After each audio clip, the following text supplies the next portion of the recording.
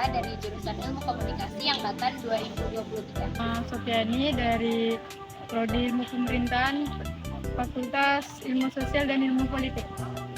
Namaku Sania Murtaza dari jurusan Ilmu Komunikasi angkatan 2023. Perkenalkan, nama aku Mifa Milanieta Putri. Aku dari jurusan Hubungan Internasional. Perkenalkan, nama aku Bayajan Putra dan dipanggil Nadiem. Aku dari jurusan Ilmu Komunikasi angkatan 2023. Kalau di jurusan Ilmu Komunikasi sendiri sih, karena komunikasi ini fokusnya ke media ya, jadi seringnya komputer itu dipakai untuk media sosial, terus juga sering dipakai untuk alat komunikasi digital, komunikasi online. Biasanya juga untuk pengajaran kan berupa di Zoom atau Google Meeting, atau alat kolaborasi online juga yang kita lihat kayak public figure yang ngelakuin live, terus audiensnya itu secara luas. Untuk jurusan ilmu komunikasi sendiri ya, kalau aku tuh lebih memanfaatinnya untuk sebagai media yang media untuk menyebarluaskan informasi ataupun ikut lomba. Kebetulan kemarin aku ikut lomba podcast dan aku manfaatin untuk ikut lomba podcast di media sosial yang menggunakan teknologi. Kalau di hubungan internasional mungkin lebih kayak gimana kita bisa mencari jurnal-jurnal yang diperlukan dalam materi atau mungkin lagi dalam belajar. Kita kan kadang perlu ya, apalagi dalam hubungan internasional itu kita perlu nyari jurnal yang emang jawaban kita itu harus berbasis dari data. Mungkin pencarian jurnal dan materi dan segala macam. Kalau yang aku rasain sendiri sih ya, itu tuh yang pertama tuh lebih mudah mengakses informasi. Terus yang kedua juga jangkauan komunikasi kita tuh lebih luas, karena yang kita tahu kalau dulu sebelum internet atau teknologi lebih berkembang, itu kan lebih sulit ya komunikasi jarak jauh. Nah sekarang makin berkembang, teknologi makin maju, jadinya bahkan kita bisa video call, ya kan? Itu yang terjadi. Mungkin dari selain jawaban yang aku udah kasih tahu tadi, mungkin lebih ke kayak kita bisa nyari informasi lebih lanjut lagi tentang apa yang mau kita dalami. Misal nih kita punya tugas dan segala macamnya. Nah biasanya itu kita dalam hubungan internasional tuh kita bakal kayak harus berbasis data, terus juga nyari informasi yang memang terkait sama penelitian yang lagi kita lakuin.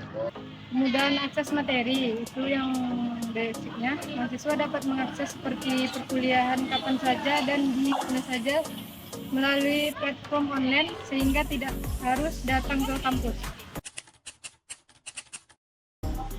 Tentunya ya kalau kita ada membahas komputer atau teknologi itu dalam bidang apapun itu pasti manfaatnya banyak banget ya. Dalam ilmu komunikasi sendiri itu bisa memungkinkan komunikasi lintas budaya dan waktu secara instan, memperluas akses informasi dari manapun, serta memperkuat kolaborasi internasional dalam proyek-proyek komunikasi. Kalau dampak baiknya sih banyak ya sebenarnya, karena kita di situ bisa nyari informasi, kita bisa ngegali banyak sumber-sumber yang emang kita perluin. Kadang juga mempermudah kita buat nyari jawaban dalam penelitian dan segala macam. Nah, kalau dampak positifnya sih ya, komunikasi yang kita lakukan secara jarak jauh itu lebih efektif, juga lebih efisien. Karena memang sekarang nih banyaknya komunikasi itu melalui online kan, apalagi ada kayak kerjaan jarak jauh, atau misalnya kayak sekarang pun kita belajar bisa dari rumah kan secara online. Jadi dampak positifnya sendiri itu tuh mempermudah akses kita ke informasi dan ke ilmu-ilmu, walaupun kita tetap di rumah atau jarak kita jauh dari sumber ilmunya. Kalau untuk dampak negatif mungkin lebih ke kayak ini sih, banyak kita kan hubungan internasional ya, kadang kita tetap ada membahas tentang pemerintah dan segala macamnya. Kita bisa ngelihat banyak banget kayak ada hoax. Mungkin lebih ke ini ya, mudahnya tersebar hoax. Nah, khawatirnya sih ya, karena banyak yang bisa mengakses informasi dan bisa upload informasi juga. Jadi khawatir banyak hal saja sih, karena sumber-sumbernya tuh dari berbagai macam, dari banyak sumber. Juga yang dirasakan sekarang ini ya, kadang teknologi ini justru menjauhkan yang dekat, tapi malah mendekatkan yang jauh. Dampak negatif dari teknologi itu nggak jauh-jauh dari penyalahgunaan informasi kita, yang kerap kali teknologi ini masih kurang aman gitu, jadi rawan lah untuk informasi pribadi kita tuh tersebar. Nah, ditinjau dari dampak negatif tadi ya, sebenarnya idealnya itu adalah di saat kita pandai memanfaatkan teknologi itu. Nah, di saat yang bersamaan kita tuh harus menggunakan gunakan teknologi ini untuk menyebarkan informasi yang benar, jangan yang menggiring opini, jangan yang ujaran kebencian yang gitu kan. Dan di situ juga kita harus pandai-pandai manfaatin gimana sih caranya biar teknologi ini bisa membantu manusia, terutama kita sebagai mahasiswa untuk lebih berkembang lagi. Sebagai mahasiswa ilmu komunikasi itu dijadikan sebagai hal untuk meningkatkan kreativitas kita, untuk meningkatkan kemampuan kita melalui teknologi. Itu yang pertama. Kedua itu sebagai mahasiswa penggunaan teknologi itu kalau bisa dimanfaatkan dengan sebaik-baiknya. Penggunaan yang seimbang, teknologi harus digunakan untuk mendukung proses belajar.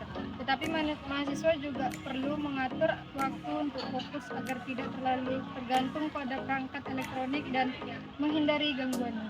Kalau menurut saya sih idealnya ya kita gunakan teknologi yang ada itu mungkin emang kita gunakan sebaik mungkin ya, pemanfaatannya yang sebaik mungkin, tapi coba kayak ngehindarin mungkin yang penggunaan yang mungkin terlalu banyak. Jadi menurut aku pribadi, penggunaan teknologi ini udah bagus.